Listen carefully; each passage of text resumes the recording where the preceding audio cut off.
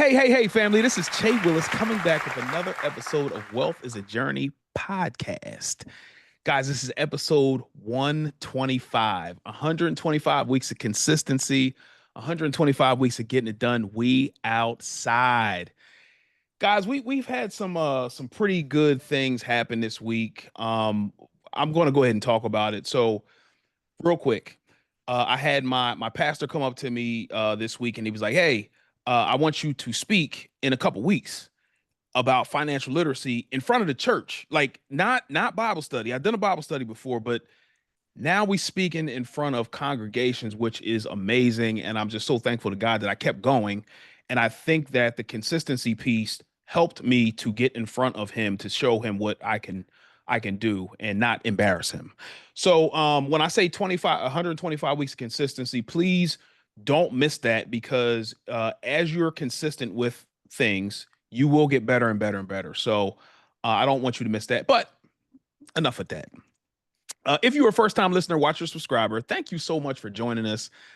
On this podcast, we talk about faith, family, and finances, among other things. If you are a return listener, watcher, subscriber, thank you so much for returning. Hopefully, we're adding value to your lives on the way to the M's because we are on the way to the M's. Now, when I first started this podcast, I told you guys, go back and fact check it. I told you guys that I was going to have some of my rich friends on the podcast. And today I have an esteemed guest. I have my sister's mother. She is an Eagles fan. Boo. She is a member of Delta Theta Sigma Fraternity Incorporated. Delta Sigma Theta. That's what I said. Delta Sigma Theta Sorority Incorporated. Excuse me. And she is just a great person, and you will see all about and hear all about her story today in the podcast. We have Miss Janice Coleman. Yes. Hey, Shay, I'm excited to be here. Thank you so much for enduring that long intro. I appreciate you, and thank you so much for your time. So, Miss Janice, before we get into the actual interview, if you wouldn't mind just telling our guests who you are and what you do, and we'll go ahead and get into it. Absolutely, Che. Again, thank you so much. And congratulations on 125. Thank you so much. And I just want you to know what the word says, that your gift will make room for you, and it will bring you before kings and not obscure people. Yes. So you are working the word, and the word will work for you. Okay? I received that. Thank you. And so I'm very proud of you to be your sister's mother. If you guys don't know, I'm talking about Nella Wilkins. She was Nella Coleman when she was on the interview a while back, but now she is Nella Wilkins, and she was on a podcast a while back. But this is her mother, Janice Coleman. Continue. Yes. So I am Janice Coleman, and I do hail from the great city of Philadelphia. Go Eagles. Oh, gosh. Born and raised in Philadelphia. And now I live in New Jersey with my husband, and we have 3 adult children. Yeah. And Nella's one of them, and she's a thorn in my side. That's my sister, but she's a thorn in my side. Well, we childproof the house right when they're little, but now that they're adults, they keep getting back in. So, okay. Yep. So, but 3 wonderful adult children. And my husband and I have been married for 38 years. Congratulations. Let's go. Thank you. And during that time, we have had a lot of experiences and things of that nature, some of which we can get into. By profession, I am a career coach of over 25 years now. Okay. And also a speaker, a trainer, and an author. And that is my workplace ministry. That's my marketplace ministry. Okay. And then inside of the body of Christ, I am an ordained minister, and my spiritual gift is teaching. And so I've been teaching and ministering for over 40 years. That's awesome. That is awesome. Yes. So that is a long resume. That is a long resume. And, I have more, but I think that we can just go with that, and wherever this leads, I'm willing to, open up and share, because I think that it's important for us to be able to share the ups and the downs so that people can see, Yes. that there is hope. Agreed. Agreed. And to your point on this podcast, it's wealth is a journey, right? So people would think that people just appeared here, but there was so much work that went into getting to where I am, where you are, and I don't want people to miss that either. And we talk about the ups and the downs on this podcast. Nobody's perfect. I'm not perfect. I have issues. I have things that I'm currently working on, and we give people insight into how we came over the on the other side of our Yes. troubles and trials and tribulations and things Mhm. of that nature. So we are going to get into that today. Now, Yes. my first question is you seem to be doing well for yourself. I'm going to assume, right? Okay. Yes. Um where did you learn about money growing up? What was that like for you? Well, where I learned about money growing up is where we all learn it, right? In Mhm. our homes. Yeah. And I grew up in an environment where I can solidly say we were the working poor. Okay. Okay, born and raised in the inner city. All of the adults in the home had a job. Yep. When they did the things they had to do, they did their due diligence to go to work, come home, and it was the status quo. Sure. And Saturdays were the days when laundry was done, groceries were done, and Sundays were the days that we were in church. And for us, that was how it went. And that was pretty much how our entire neighborhood rolled. Sure. We had a very basic life, Mhm. and it was the type of life that if you could live it and be okay with it, you would be okay. Understood. You Understood. know, Yeah. and then when I went to high school, I went to Philadelphia High School for Girls, the best high Okay, school girls high. in all Yeah. America, in Okay. all the world. Yes, Girls High. Yep. And that's where I was exposed to what life really could be. Mm. Okay. So you were living like an average life, and then when you went to high school, there were people who were living above where you were at the time, and then you got exposed to that. Is that correct? Yes. Wow. Yes. Okay. Because in our high school, we had people, because it's still an academic high school, Mm-hmm. but you either have to test in or you have to score in. Like you had to have high academic, the standardized tests Yeah. that we had to take all through our elementary school. And if you had good grades and you had great standardized tests, you could apply and be admitted. Or if you needed to test in, which means you didn't necessarily have all the grades, Yeah. but you had potential, Yeah. you could test, and if you pass those tests, you could be admitted into the school. So we had a high academic requirements and very high standards with regard to just being smart and or intelligent, however you want to put those. And I know there's a little bit of nuance with that, but we're not going to get Sure. into Yeah. our vocabulary right now. But in that, I was coming from the neighborhood school where Sure. all of us pretty much were the working poor, right? Yep. We did everything we had to do and everybody was cool. But when I went to high school, I became exposed to, number one, students from all over the city. Mm-hmm. So you had the working poor, and then you had people like daughters of politicians, Okay. and everybody in between. And so you had students who had parents who were lawyers and doctors, and so we were all there together, and we all were literally girls. Got it. So we Yeah. didn't bring, some of us didn't bring that in with us. We always have to have that miss, that miss thing, right? Yeah. Yeah. But we had that exposure not just to the students, but also in the academic world. And then we moved out toward arts Mm-hmm. and what you could be. Yeah. And, So, oh, I'm sorry. I didn't mean to cut you off. no, and I was going to say, and I was never told what I could be. I was told what I was going to be. Like, Okay. okay, you're going to go to this school and you're going to be whatever. Okay. But when I went to high school, I was told I could be. anything Mm. that I wanted to be. So what? Okay. So we because I grew up just pretty much the same way. I grew up in Ardmore, right? Which people would think, oh, you grew up in Ardmore, you're rich. Not necessarily the case, right? But I Mm-hmm. went to Lower Marion High School where a Mm-hmm. lot of the kids in my school were rich. Mm-hmm.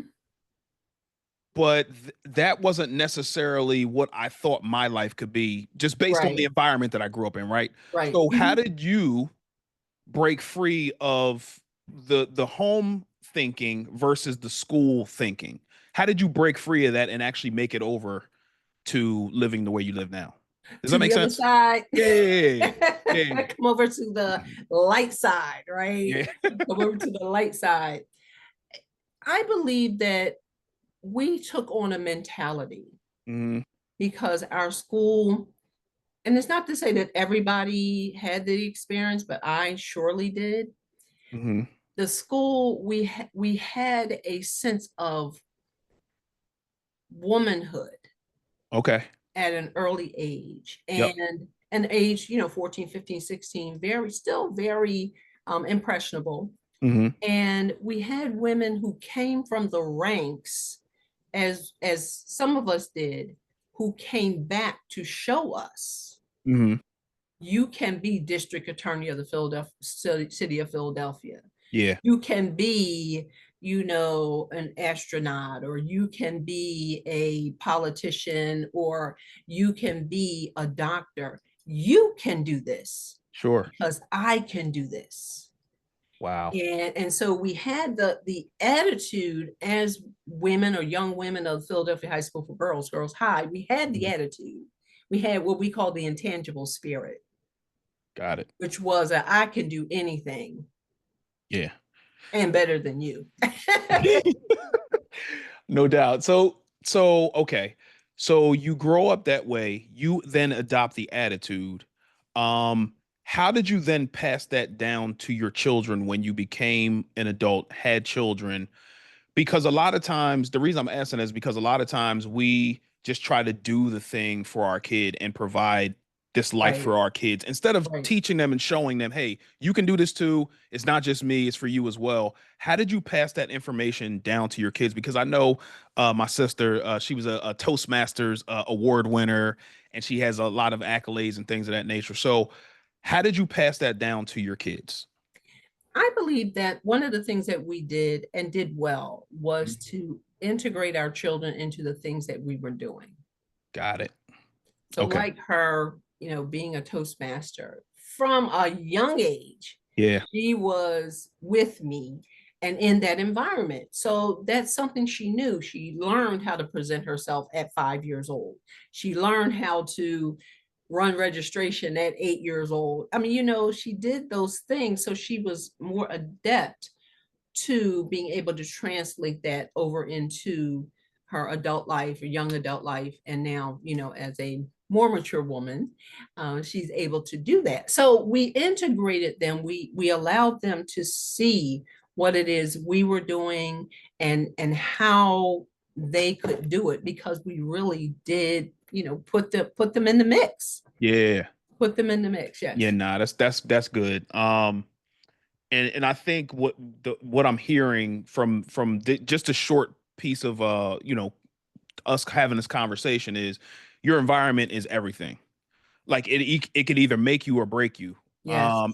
If you're not strong enough, because you could be in that environment and just know in your head, hey, I can make it out of here without necessarily being around a lot of examples, if that makes sense. That is true. I But agree. yeah, but I believe that because you were in an environment of that showed you that you could thrive, even though you went back home and it wasn't necessarily that way. You saw Right. other examples and you latched onto that.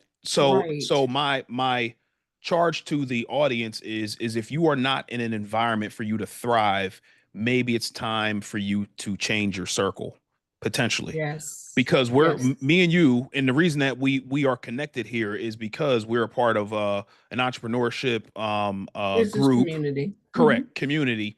And the reason I'm here on this podcast and you're on this podcast is because of the community leader He talks about podcasting, and what better Mhm. way to get your message out Right, than to start a podcast. And once right, I latched on to that, that's how I got here.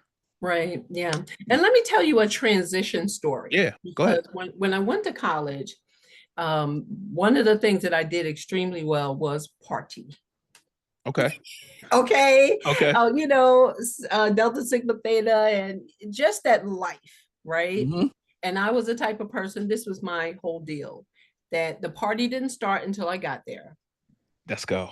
And when I was leaving, it's time to go because the party is over. Okay. Because And I'm leaving. where did you go to school, by the way? My initial school was Indiana University of Pennsylvania, Okay. IUP, All right. Okay. Cool. Cool. right? Yep. And so that said, I had a wrong perspective, even though I had the intangible spirit in me. When I got to school, I aligned myself with the wrong perspective about how to function in school, Yeah. and still have a social life, but be successful academically, which is why we are in school, Yeah. For sure. right? And so when I came, so in my second year of school, Hmm. I got pregnant, Okay. and I came home. Now I have to say this: I Yeah. left with two suitcases and a trunk, and I came home in a U-Haul. I'm just saying, I don't know how I did that, but so I came home, and again, remember, I'm on this small street. It's a small street that we lived on, Hmm. and one of the young ladies who was minding my business and not her own saw me coming home with my whole U-Haul, and she came over and she said, and I had grown up with her. She already had two children. She was a little bit older than me. Okay. I'm 19-ish, Okay. and she's probably 23, 24. She already Okay. had two children, not working, but on welfare. Oh, wow. And, and, Okay. and so when I came home, she came over, minding my business and Hmm. that kind of thing. And she said, "Well, what are you doing home? This is not coming home for the summer. You are home." Yeah. When she saw that U-Haul, girl, you home. Sound like she enjoyed that, enjoyed asking you that. That's Yes. what it sounded like. Oh, Okay. All right. and I can tell you about the harassment that I received for 4 years going to a high school outside of my neighborhood, Hmm. and how they jousted me for 4 years about me thinking I was this, that, and the third, because I was wearing my girl's high jacket, and I thought I was this, all of Yeah. that. Yeah. And so then when I came home, yeah, she enjoyed that, right? Yeah. And so I told her, and she said, and I said, so Monday, here's rising up in me, the girl's high spirit, that intangible spirit. I said, Monday, I'm going out downtown. I'm going to find me a job. And she said, well, I'm going to tell you right now, there are no jobs to be had. There are Come no on, jobs man. out there.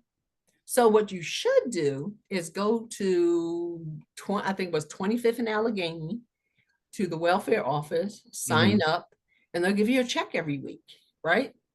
And I had just come in from an internship at Westinghouse, and I'm Uh, and I'm like a freshman in college, making somewhere like $900 a week at Westinghouse for summer internship. okay.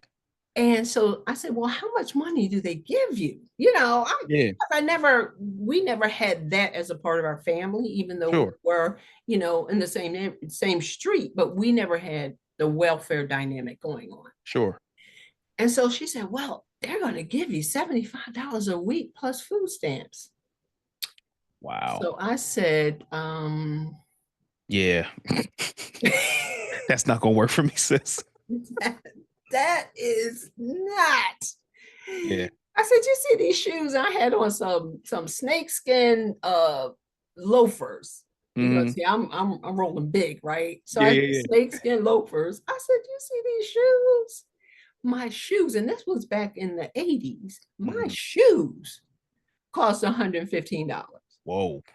in the In 80s. the 80s, that's crazy. Okay. And I said, I don't think that's gonna work. Yeah. And so Monday I headed out, took the 33 bus, and back then you could just go into companies and go right to their employment office. Can't do that now. Yeah. but you could then. And so that Monday I went out, and between Monday and Friday, I got a job at PSFS, which is the Philadelphia Savings Fund Society Mm-hmm. at 12th and Market, is now Lowe's Hotel. Yep. And I got a job at Strawbridge and Clothier. Yep. I Right. had a Right full-time around the corner. Right. right around the corner, Yep. right down the street. Yep. So I got a job at PSFS full-time and a part-time gig in a week's time. And so that next Saturday, I knocked on her door and I said, I just want you to know that I got your job and my job. Oh man. Yo, Miss Janice, I gotta stop you real quick. I see, Nella, I see. It's not you. You did the pettiness. I love it. First of all, Miss Janice, I love the pettiness. That I love that, by the way. But you are the vice president of the petty gang, and your mom is the president of the petty gang. Continue. I'm sorry. Continue. I'm the president, or she the No, president? you're the president. She's the vice president. Yeah. Yeah, but I had to let her know. Yeah. And even though at that point, still, the things that I know now, I'm so far away from what I know now than what I knew then. Sure. And even the audacity of somebody to tell you, go get on welfare. Yeah. Because that's the only game in town. The audacity Yeah. of somebody to say that to you. But I will say this also. If that's all you know based on your environment, Right. then that's what you'll tell other people because you just don't know any better. Right. Now, because what I remember having a conversation with somebody and I was like, hey, they were in high school at the time. This was a long time ago. Hey, they were in high school at the time. I was just starting my corporate job. And I was like, hey, you can save up, maybe $200 every 2 weeks, and you can save up and buy yourself a car. And the person, not the person I was talking to, but another person was like, you can't do that. I'm like, I did it. Right. So it's foreign to somebody who doesn't know any better what's Right. possible for them. So I Right. got to shoot the lady some bail. But I understand I understand exactly what you're talking about though, because Yeah, I agree 100%. And so the when they talk about the angle of the differential of the directions we were going in was small, but it was big enough to take me on a different trajectory. Facts. That is a fact. Yeah. And that's the thing. Like, it's not any big move that people do to get them to where they are. It's these little, small, little incremental steps forward that people take, and fear may hold people back and have them in the welfare line and thinking $75 a week or whatever the case is now is their lot in life when it's really not. Right. Yeah. And I believe that we as a people need to believe bigger than our small circumstances. And now I believe it's easier for you to believe bigger because you can now open your phone and see people living bigger. Before you had to know somebody or be in an actual environment to think big. But yeah, and so that young girl who the ridicule I got for 4 years for wearing that yellow jacket. And look, let me tell you what, I wore that yellow jacket all year long. My mother took it to the dry cleaners like every month because it was for us, it was really expensive. Yeah. For her to buy it, for her to, for my mom to actually take the money that she had, set it aside to buy that jacket. It was an expensive thing, but it was significant enough to me for me to wear it. I'm gonna tell you, rain, snow, sleet, hail, sunshine, and it was one of those wool jackets. The leather jackets, like the varsity jacket. The varsity jacket. It was, it was pretty hot in the summer, but you wore it anyway. I'm not mad at that. I wore it anyway. So you move you move back home. do you get a corporate job at that point? Like, do you go back to school or do you start working and you stay working from that point on? So I moved back home and I Okay. worked at PSFS until I had my son, Okay. which is the oldest of my three children. You've not met my two men, but you've met Okay. my daughter. And so I worked there and I worked at Strawbridge and Clothier until I was, too far along to work there anymore. Okay. And by the way, I got that job via networking because when I walked in the door, the woman sitting at the desk was a graduate of Philadelphia High School for Girls. Wow. So I was in like Flint. I was Yeah, in like Flint. I yeah. didn't, I just need to know what day I started. Yeah. So I worked at PSFS, then I had my baby, then I went back and worked at PSFS for a while. And Okay. yeah, and then I revisited going back to school, but still right then, Yeah. as a single mother, you still have things you have to do, Sure. you Absolutely. know. Yeah.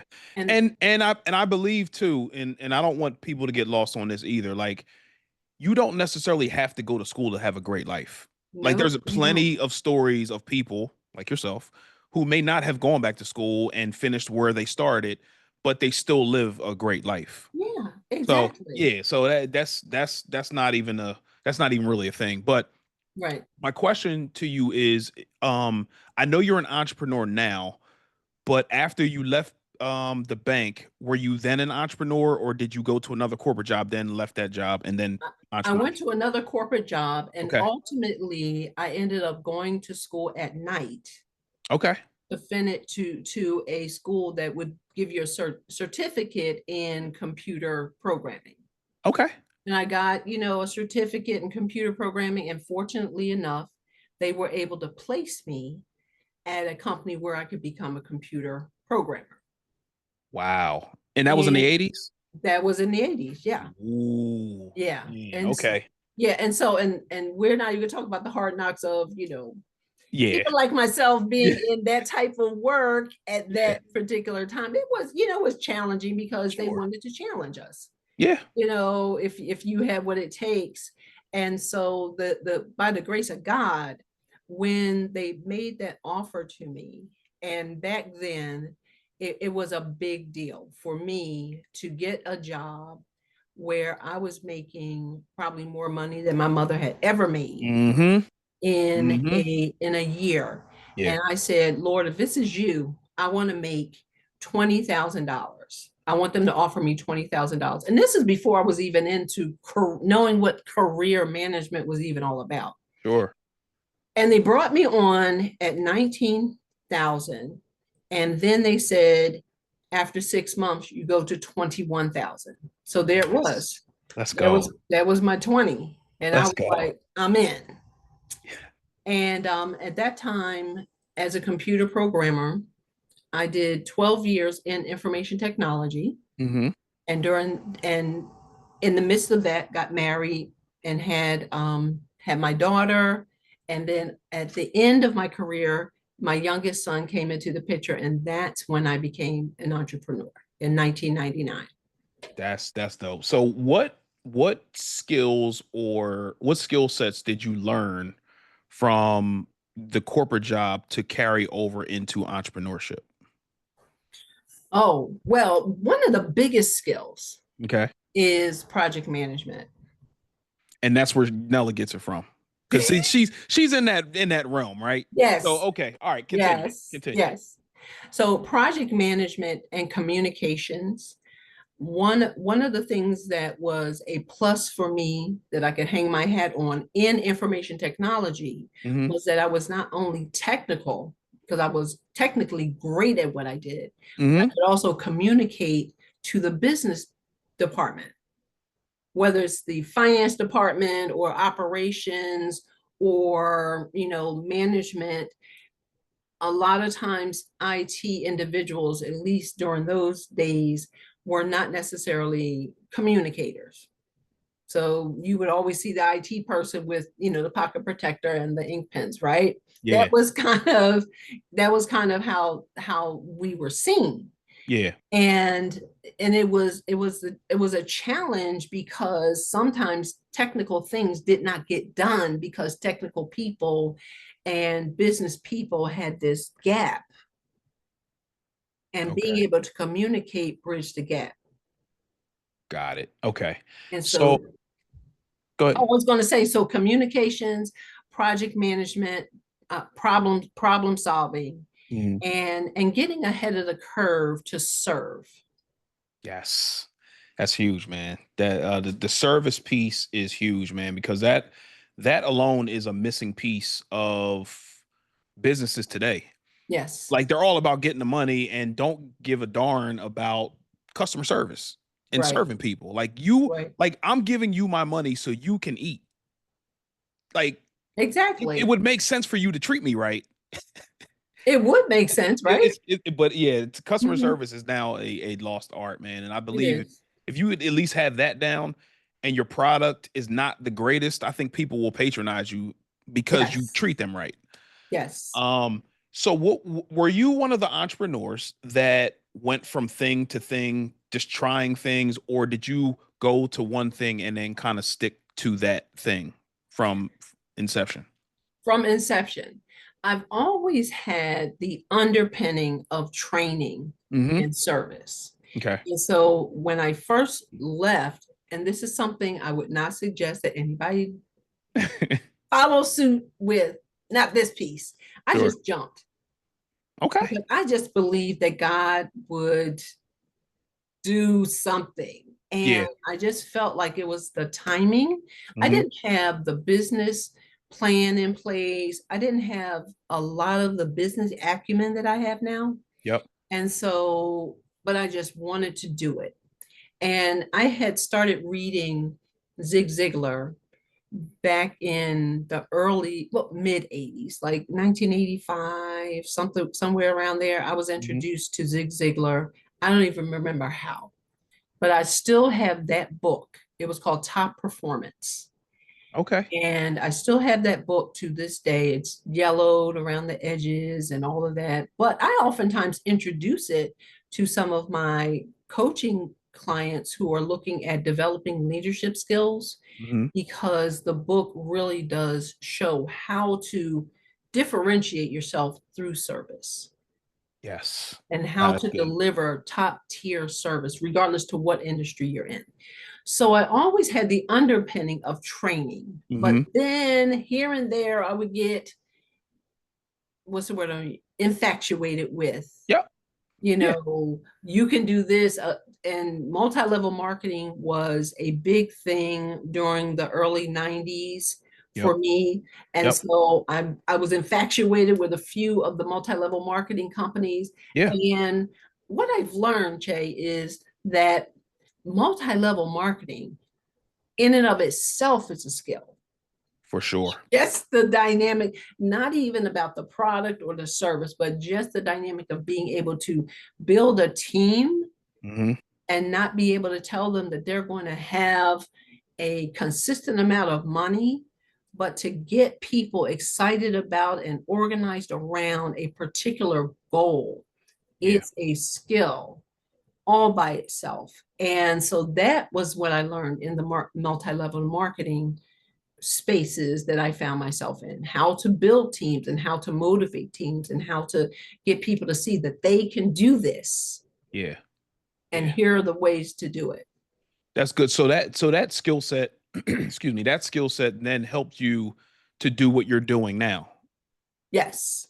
which is Well, presently, I yeah. am a career coach over 25 years, going on 26 years, as Hmm. well as a speaker and a trainer, Hmm. and, Yep. and then, of course, an author. Yeah. And so the transition from the IT into the training and then the coaching with, with a little side piece over there with the multi-level marketing, Yeah. all that kind of stuff began to come together to help me to be the person who could understand where we need to go Hmm. and then help people to garner the courage to take yes them, yes little old me, into those spaces. Yeah. And it's the same thing that I do with my coaching clients. People come And sometimes they're not feeling satisfied where they are. They're not feeling that they can really do the things they need to do to make the type of money they desire to make. And Sure. so for me, I'm already there for you. Yep. I'm already there for you. Now I have to come back, as Les Brown would say, I'm not coming at you, I'm coming for you. Yeah. Now I have to come back for you and show you how you can get to where I've already been for you. That's awesome. And you're now creating that environment for them to believe that they can get to where you are currently Yes. to pull them along. Yes. I like it. I like Yes. that. I like it. Yeah. Yeah. And it's amazing to see people go from, where they were when you met them and 2, 3 months down the road and even years, Hmm. because I have clients from years Hmm. that I'm still in contact with who are in phenomenal situations and phenomenal professions and doing amazingly considering where they were when I met them. For sure, for sure. I have a question for you that just popped in my head, and I don't think that Uh-oh, should I this. be afraid? No, no, no, not come on now. No, absolutely not. Um, but I want to know as a person who's been doing this for a long time, do you deal with imposter syndrome at all? Because like people like I deal with my own internal battles of this little gremlin in my head saying, "Oh, you can't Mhm. do that. Why do you think that you can do XYZ thing?" And I know in my heart God gave me this gift to do whatever I'm doing, Right. right? Do you deal with imposter syndrome at all, or like who do you think you are type things in your head? Do you ever deal with that? When that syndrome Mm-hmm. became a syndrome, I militated against it. I I like it. militated against the term itself because Okay. I feel like some that if somebody can put a label on something, it validates it. Mm, I like it. I like that. That's And good. so just because I'm a little insecure doesn't make me an imposter. Yeah. It That's makes good. me human. Yeah. And I think that when we create a syndrome, Mm-hmm. we begin to stack the cards, stack the deck in the favor of that syndrome. And then we make people try to overcome what probably wasn't that big to begin with. That's a fact. Nah, that's good because and I'm glad that you said that because once once I did the thing that I was afraid of, I Mm-hmm. realized, and I say it all the time, it wasn't that bad, and I didn't die. Right. Like you're so afraid, you're shaking to speak, or you're shaking to do something, and then Right. once you go through the thing, and you're like, it wasn't even really that bad. Like, what was I really Right. stressed out over? Right, exactly. And I say, and that's so true. When sometimes when I'm engaging people in the career in the coaching space, and they have a little bit of hesitation, a little apprehension about number one where they are and Hmm. whether or not they'll get through it. I give them this example, tell them a story. I'm a storyteller. I'm a Hmm. person who has every kind of analogy. You know me.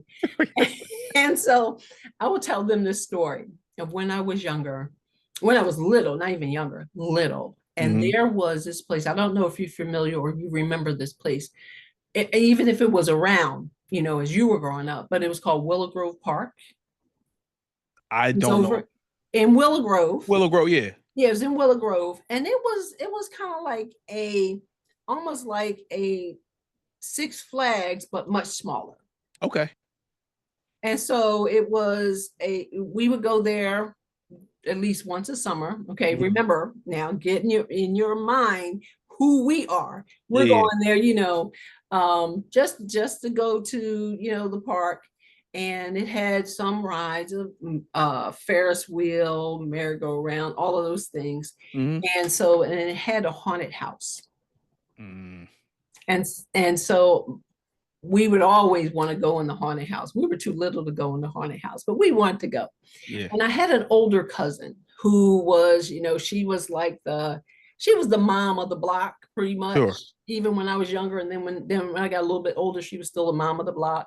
And so She would take a few of us in and she would say, just hold my hand. No matter what happens, just hold my hand and we're going to be out on the other side. And so we would go through and, spiders would drop and smoke would go and, mist and the screeching and all of that thing and go through the space with the mirrors, and all those different dynamics. The floor would sink and, just Yeah. all the dynamics to try to scare you. But we would come out on the other side because we held her hand. Mhm. Okay. And that's what I tell my clients. It's going to be a little uncertain. You're going to have some challenges. You don't know if you're going to make it through. But I've been through this haunted house a few times. Just hold my hand. Yeah. It'll be all right. We're going to have some sinking floors. We're going to have some being ghosted. We're going to have some, interviews that are going to be bombs. Like you're just going to want to just fall out in the street after you come out. But hold my hand because we will come out on the other side. I love that. And then that makes you the guide that we just Yes. read that other book and Yep. that the story brand 2.0, you're the Yes. guide and I like that. That's good. That's Yes. good. Yeah. That's good. So you now because you've written a book before. I've written to and was a contributor and editor for a third. Okay. So So now this this is book my fourth. okay, so this book is called what? It is called Trust the Process, the Job Seeker's Guide. And here's a what's the word? A proof of it. So that's why you see this line going through it. Okay. I have one thing left that is, woo, Yeah. I'm gonna have to lay hands on this book and put oil on it. Just one little thing. And you can't even, if you can see an imperfection, you have to take care of it. Yeah. Even the Yeah. smallest imperfection it'll work me more than it'll work anybody else. Yeah. So yeah, so this is the book, and yeah, and I'm really excited about it. It for me is different. It's a different take on my industry Okay. Okay. because as the guide, career professionals, at least the configuration of the career professional I am, because there are a lot of different people who have that term and they do different things. Mm-hmm. And that's why when I give my XYZ statement in our community, I always say 25 years of stilettos on the ground experience. Because I'm not the talking head, I'm not the pontificator, I'm not Mm-hmm. the person who's extrapolating what's happened to you. And now I'm going to reiterate how it could have been better. I'm the person who knows because I've been there. Yeah. And that's the best guide to have. Is the person who's been where you're trying to go because they can tell you about all the pitfalls. Hey, you got to watch out for that over here. Hey, watch out for this over here. Watch out for that mindset over here because Right. you've been through it. So Exactly. me as the guide of the financial journey, I've been poor or excuse me, financially challenged. Mhm. I've been with money, I've blown money and I've had abundance. And that's Right. the perfect guide to show you, hey, this is how you need to do it to get to the other side. Exactly. So, Exactly. yeah, Exactly. And so typically I would be the tactical person. true. Let's get the Yep. resume together. Let's do your job search strategies. And just for your community, I just want to say that if you have a great resume, but you don't have a strategy, it's like having a car with no gas and no key. Mm, It's beautiful, but it's not going anywhere. So, yeah. right. So so I'm tactically helping people with the strategy, interviewing skills, how to make their LinkedIn profile stand out, and all of the things that make for a good job search. So And this is the guidebook to get them to where they want to be from an employment standpoint, correct? this is the guidebook that's this is why I call it a companion, Jay, because I'm going to teach you all of the tactical stuff, Mm-hmm. but all of this right here is the emotional, psychological stuff you're going to go through. And you need that. And you need it. You need that. You need it. I showed one of my clients. Once you're a client, you're always a client. You'll never Yep. do it. But I showed this to one of my clients, and she said, "I needed that when you were working with me." Yeah. I said, "Well, you didn't need that because you had me." She said, True. Yeah. But the truth is, when you're hurt, and when you're broken, and when you're sad, and when you're in despair, you can't always call your coach. Correct. Do not call me at 2:00 in the morning. Open the book. Open the book. Yes. Exactly. Yeah. So this allows you to multiply yourself. It's essentially you're multiplying yourself. You don't have to be there on the phone call 3:00, 2:00 in the morning. Right. Get the book, open it, and all the answers are there. Sounds kind of like the Bible. But from an employment standpoint, kingdom swing. It's a kingdom swing to it. Yeah, Everything I do has a kingdom swing.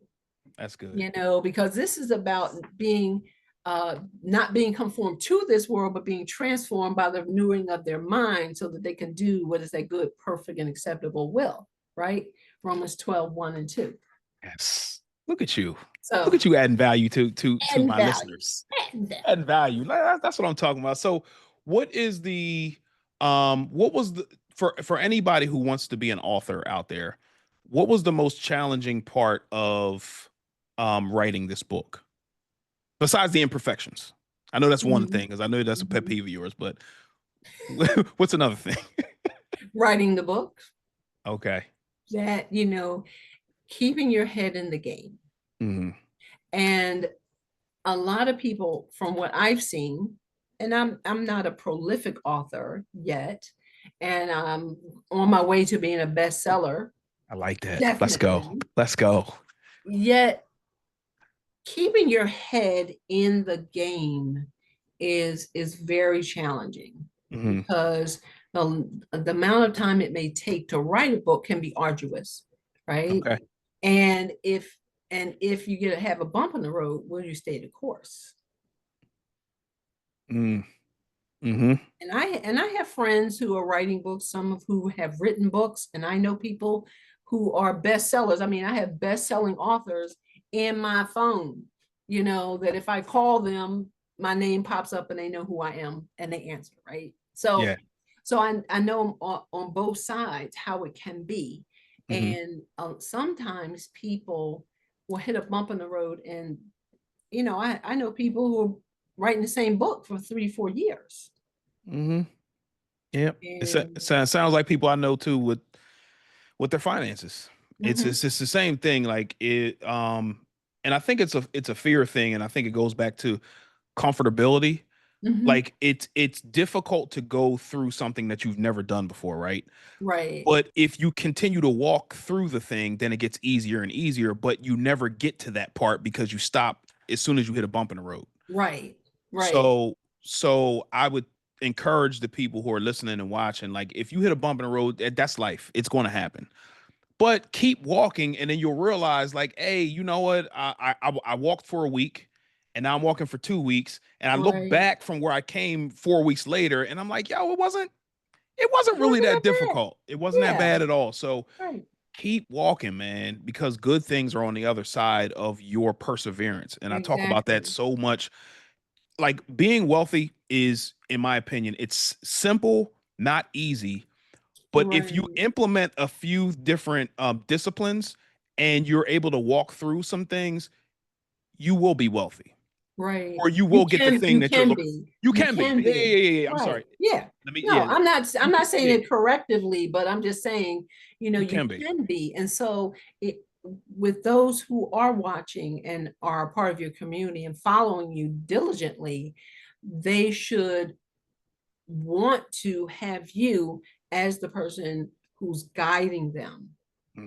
Like going through that haunted house, right? Correct. There's get ready to be, you know, there's get ready to spider get ready to jump on you or drop down on you, and this is get ready to happen, and you're get ready to blow your budget if you don't do this, or if you take that road, then you're going to push your date out with regard to paying your house off, Yeah. and you may not be able to buy this car, but maybe you should buy that car, Yeah.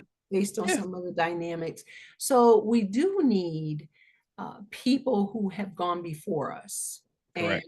for those who are of the household of faith, Paul says to follow after those who through faith and patience have obtained the promises. Mm-hmm. So if you have not obtained the promises, why am I following you? Correct. That's a fact.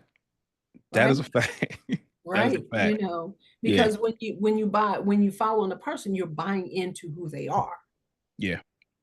and I what agree. they purport. I agree. Janice, this has been amazing, man. This has been amazing.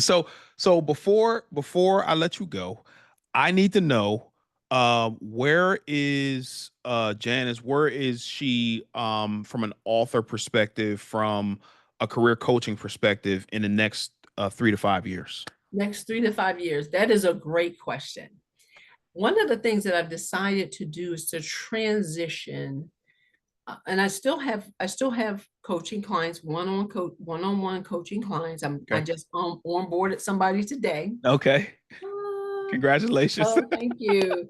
So I still have coaching clients, but Mhm, my focus is going to begin to transition and pivot from being primarily the practitioner mhm. to being a thought leader and a Okay. content creator, because I want to move away from, you know, the narrowness, if I could say it that way, the Mhm. narrowness of the one-on-one, and expand it out. From one to Because many. when I think about this particular book, and it is geared toward, I had somebody ask me, can other people use it if they're not in a career, transition? I said, but probably would not get that much value, because it really is geared toward people who are in a career transition. But I know by virtue of the Mhm. Bureau of Labor Statistics, there are around 7 million people in this country who are unemployed. Mm. 7 million. And of course Jeez, that Louise. and of course that number will expand and it will contract, but generally speaking, about 7 million people. My goal by December 31st, 2025 it's a BHAG, a big, hairy, audacious goal. Mm-hmm. Mm-hmm.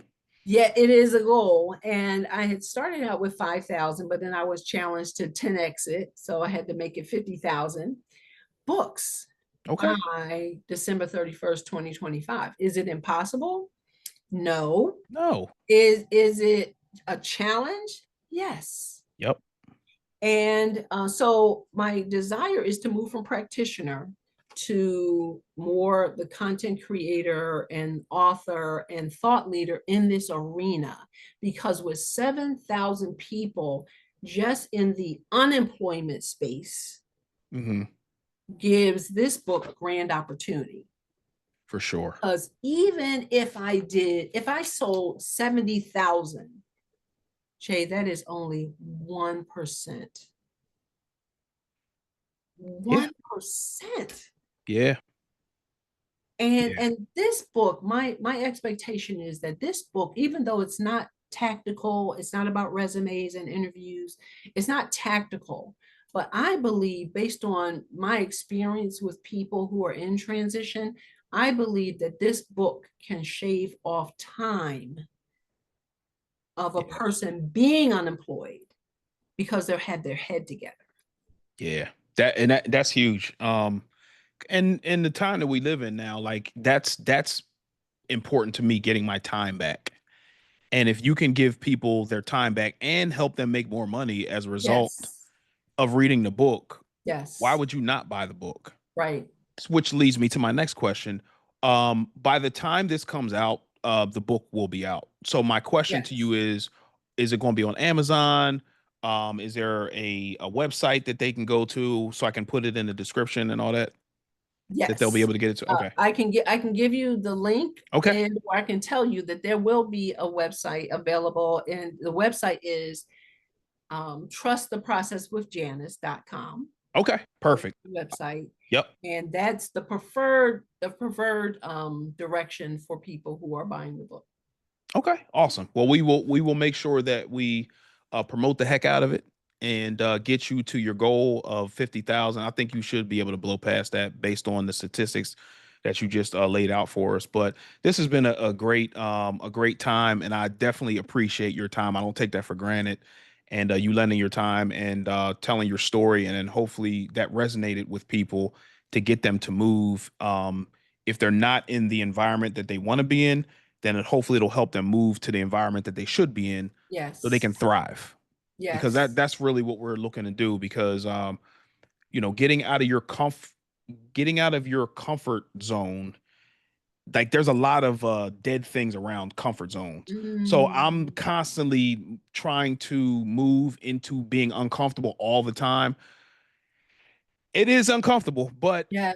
I'm a better person as a result of me even doing this podcast and Yes. trying to be a better father and a better husband. Like I'm always constantly trying to evolve into something better than I was yesterday. Right. Now, do I fall short? Absolutely, but Just a I'm little. trying. I'm yeah, just a little bit, just a little teeny bit. But the thing about it is, man, like we have great lives to live. God has blessed us tremendously with resources and examples of Mhm. how to do it, man. So we really need to gravitate towards those people who can take us to the next level in our lives. And we just Yes, have to get rid of the pride, thinking you could do it on your own because sometimes you can't. that's right. And That's right. yeah, and gravitate towards those people, man. So Yes. Miss Janet, thank you so much again.